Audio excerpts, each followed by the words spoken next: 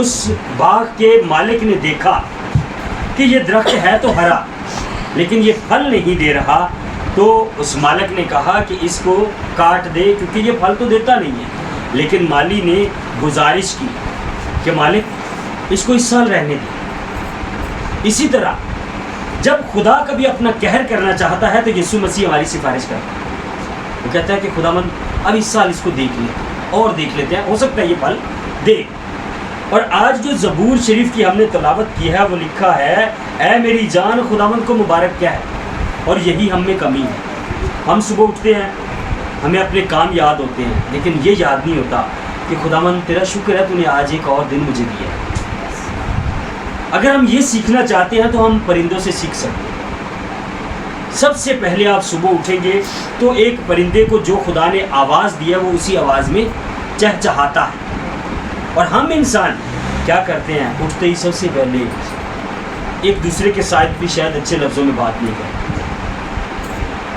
ہم اپنے آپ کے ساتھ سب سے پہلے بات کریں کہ خداوند تیرا شکر ہے آج ایک اور نئے دن کی روشنی تو نے مجھے دکھائی۔ تو ہم اس آیت کو پورا کر رہے ہیں، اے میری جان خداوند کو مبارک کہے، کیونکہ ہمارا انگ انگ اس نے دیا ہے۔ بہت سے لوگ ہیں وہ رات کو سوتے ہیں لیکن اگلے دن جب اٹھتے ہیں تو ان کی بہت سے باڈی کے حصے کام نہیں کر رہے ہوتے ہیں۔ ہم اٹھتے ہیں، ہماری آنکھیں سلامت، ہمارے پاؤں سلامت، ہماری باڈی سلامت، تو کیوں نہ ہمارا دل شکر کرے، کیوں نہ ہمارے منہ سے تھینکس گیونگ نکلے۔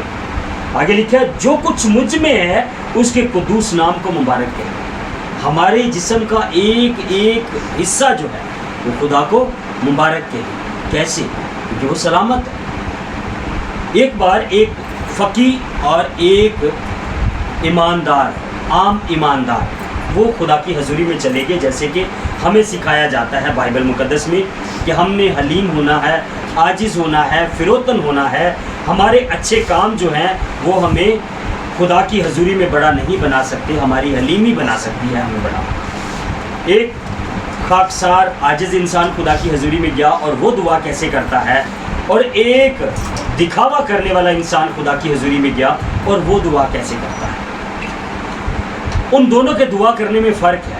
اب ایک انسان کام کر رہا ہے، دعا کر رہا ہے دکھاوے کے لیے، ایک خدا کی حضوری میں جاتا ہے، کہتا ہے خداوند میں اس قابل بھی نہیں کہ تیرے سامنے حاضر ہو سکوں، تیری شفقت ہے کہ تو مجھے اپنے پاس آنے کا موقع دیتا ہے، اے خداوند مجھے توفیق دے کہ میں ہمیشہ حلیمی سے، عاجزی سے تیری حضوری میں آؤں، تیری پرستش کروں۔ آج خداوند کا کلام آپ سے اور مجھ سے، یاد رکھو جب بھی ہم خدا کا کلام پڑھتے ہیں تو وہ ہم سے اس وقت بات ہو رہی ہوتی ہے۔ آج خداوند ہمیں یہ سکھا رہا ہے کہ ہم شکر کریں، اس کے نام کو مبارک کہیں، ہمارے جسم کا ایک ایک حصہ اس کے نام کو مبارک کہیں۔ آگے لکھا ہے اے میری جان خداوند کو مبارک کہے اور اس کی کسی نعمت کو فراموش نہ کر۔ آگے وہی بات ہے، اس نے ہمیں بہت سی نعمتیں دی ہیں۔ کبھی آپ نے کسی مریض کو دیکھا ہو جس کو آکسیجن لگتی ہے، اس کے 24 گھنٹے کی آکسیجن کا جو بل ہے وہ لاکھوں میں ہوتا ہے، ہم فری میں سانس لے رہے ہیں، کیا ہم شکر کرتے ہیں؟ لوگ اچھی صحت کے لیے بہت سی میڈیسن کھاتے ہیں، ہمیں خدا نے فری میں دی ہے۔ اگر کسی آنکھ کسی کی ضائع ہو جائے تو اس سے پوچھو کہ کتنے کی نہیں ڈلے گی، تو وہ بہت زیادہ خرچہ ہے۔ آج میرے اور آپ کے خدا نے ہمیں سب کچھ دیا۔ آج ہم شیشے میں اپنے آپ کو دیکھ کے بڑا سنوارتے ہیں، اور جب ہم سنوار رہے ہوتے ہیں اپنے آپ کو تو کبھی اس کا شکر ہمارے دل سے نکلتا ہے؟ اگر نہیں نکلتا تو آج ہم نے یہ سیکھنا ہے کہ خداوند تیرا شکر ہے، تو نے مجھے خوبصورت بنایا، تو نے مجھے پیارا بنایا، خداوند تیرا شکر ہے تو نے مجھے سلامت رکھا ہے۔ اگر فرض کرو ہماری ایک آنکھ نہ ہو، ہم اس کا کیا کر لیں گے؟ ہم شکر کریں کہ میری دونوں آنکھیں سلامت ہیں، میرے ہاتھ کی 5 انگلیاں، اس میں 4 ہو تو کتنا برا لگتا ہے، انگوٹھا نہ ہو تو ہاتھ کتنا عجیب لگتا ہے۔ اسی طرح خداوند مجھے سکھا رہا ہے کہ میں نے تجھے اتنی ساری نعمتیں دی ہیں، خداوند آپ کو بھی سکھا رہا ہے اس میں سے کسی نعمت کو فراموش نہ کر۔ کئی بار ہوتا ہے، اگلی جو آیت ہے اس کو پڑھنے سے پہلے ہم یہ سیکھیں گے، کئی بار ایسا ہوتا ہے کہ ہم سمجھتے ہیں میں بہت گناہ گار ہوں اور میں اس کی حضوری میں جا کے اس کے سامنے کیسے اس کا سامنا کروں۔ ہم نے اس کا سامنا کرنے نہیں جانا، ہم نے اس کی حضوری میں اپنے آپ کو نیچا کرنا ہے کہ خداوند تو بڑا ہے، میں تیرے سامنے کچھ نہیں ہوں، لیکن تیری یہ شفقت ہے کہ تو مجھے اپنی حضوری میں آنے کا موقع دیتا ہے۔ تیسری آیت مقدسہ میں ہے وہ تیری ساری بدکاری کو بخشتا ہے. انسان میں ایک فطرت ہے گناہ کی، ہمیشہ گناہ کرتا ہے، اس سے جانے انجانے گناہ ہو جاتے ہیں. خداوند نے تسلی دی ہے کہ وہ تیری ساری بدکاری کو بخشتا ہے، وہ تجھے تمام بیماریوں سے شفا دیتا ہے. اور ہم جب گناہ گار ہوتے ہیں تو ہم میں بیماریاں بھی ہوتی ہیں.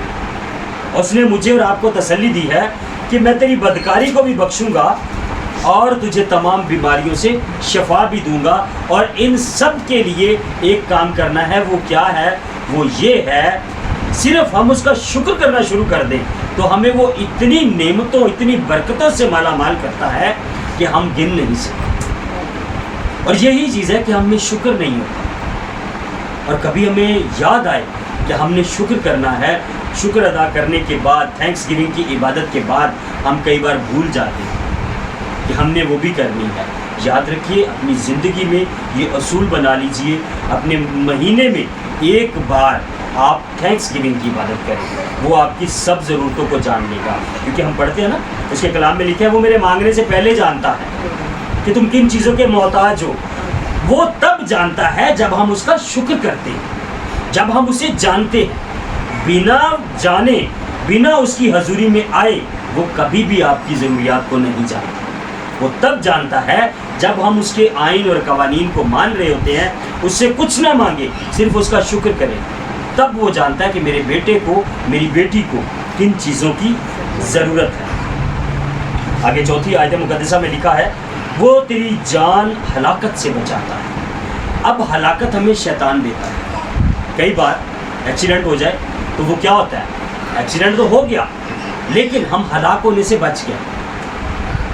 یہ کیا ہے؟ یہ خدا کی شفقت ہے. کئی بار کہتے ہیں ربا تینوں میں ہی لبا سٹ مینو ہی لگنی سی. یہ کڑکڑانا ہے. بزرگ داؤد نبی کو کسی نے کہا، اس کو کوئی تانا مار رہا تھا، اس کے اوپر مٹی پھینک رہا تھا، اس کو گالیاں دے رہا تھا، اس کے ساتھ ایک سورما تھا. اس نے کہا اگر تو مجھے حکم دے تو میں اس کو مار رہا. اس نے کہا نہیں، یہ دن اچھا ہے، یہ مجھے سکھا رہا ہے.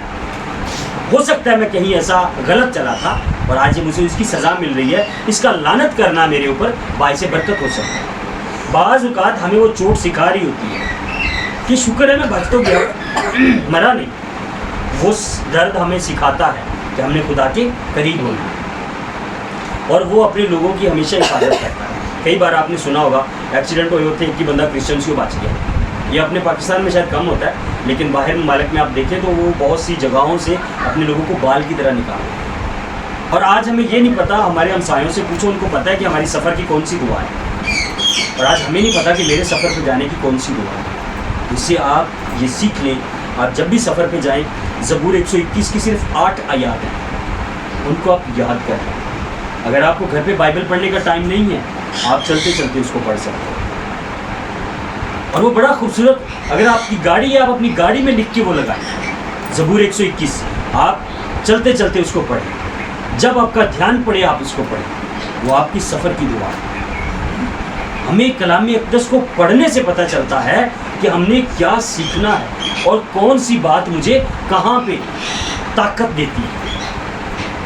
کیونکہ یہ ہمارے ہمسایوں کو سب پتہ ہے لیکن ہمیں نہیں پتہ. افسوس ہے انہوں نے یہاں سے سیکھا.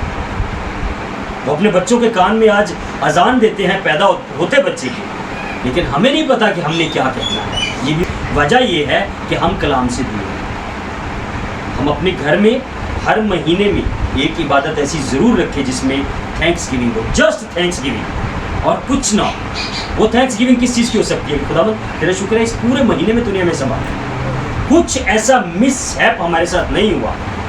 خداوند تیرا شکر کرتے ہیں اور امید کرتے ہیں کہ اگلے مہینے میں تو ہمیں اور بھی سنبھال کے رکھے. یہ کیا ہے؟ ہمارا شکر کرنے کا طریقہ.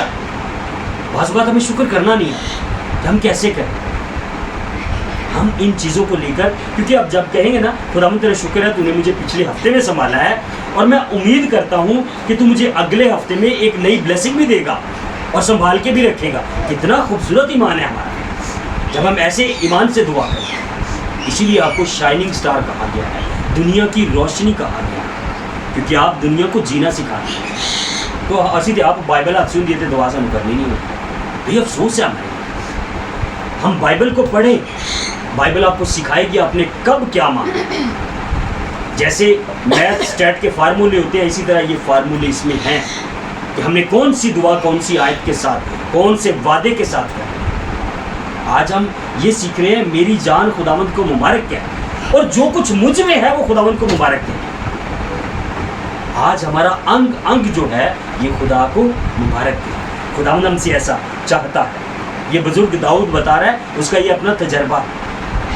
आगे कलाम में इरशाद है, वो तेरे सर पर शफकत और रहमत का ताज रखता है। फिर सिर चीरनी हुई। जब उसकी शफकत का ताज हमारे सर के ऊपर होता है, ओवरबर्डन नहीं होता। आप करोड़ों का काम करें, मैंने बहुत से लोगों को देखा है, 3.5 4 लाख लोगों के चर्च में लोग आते हैं। हमारे स्पिरिचुअल फादर के चर्च में इतने लोग आते हैं, और उस बंदे को आप देखो वो टेंशन फ्री है, क्योंकि उसके सब काम जो है वो खुदावंद देखता है। उसके ऊपर शफकत और रहमत का ताज है, वो ओवरबर्डन कभी नहीं लेते। अब साढ़े लोगों के चर्च जो 100 लोग आ जाए तो लोग परेशान, पादरी साहब होए होंगे नहीं, ये 100 लोगों को किमें संभालना है। वो 3.5 लाख लोग हर संडे उनके चर्च में आते हैं और उनको कोई परेशानी नहीं। ये ब्लेसिंग है कि खुदावंद अगर भेड़ देता है आपको तो वो चराने का तरीका भी बता देता है, इसको कैसे चराना है। इसी तरह जब हमारा स्पिरिचुअल लीडर अच्छा होगा, सच्चा होगा, रियल होगा, खुदा के कलाम पे अमल करने वाला होगा, तो ज़रूर है कि हम भी उसी से इंस्पायर होंगे।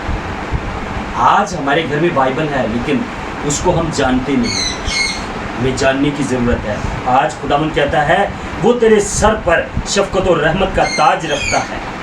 कितनी खूबसूरत बात है, जब वो ताज रखे तो उसे कोई छीन नहीं सकता, उसे कोई उतार नहीं सकता। आगे कलाम में 5वीं आयत मुकद्दसा में दर्ज है, वो तुझे उम्र भर अच्छी अच्छी चीज़ों से आसूदा करता है। आधी उम्र में नहीं, पूरी उम्र तक। कलाम में ये इरशाद है कि सादक के बच्चे भी भूखे नहीं मरते, सादक कभी टुकड़े नहीं मांगता।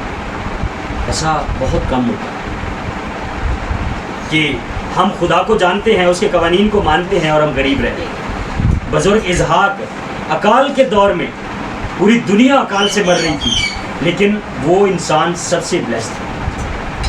क्यों? क्योंकि वो खुदावंद के कवानीन को मानता था।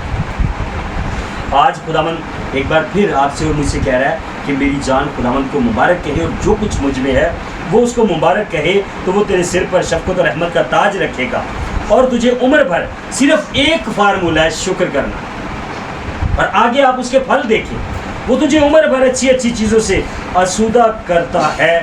तू उकाब की मानद असर नो जवान होता है। ये सारे फार्मूला जो हैं ये एक शुक्र का।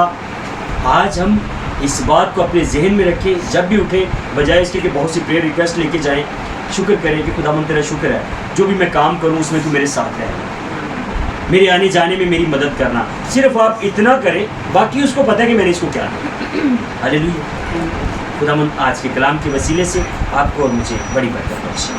आमीन।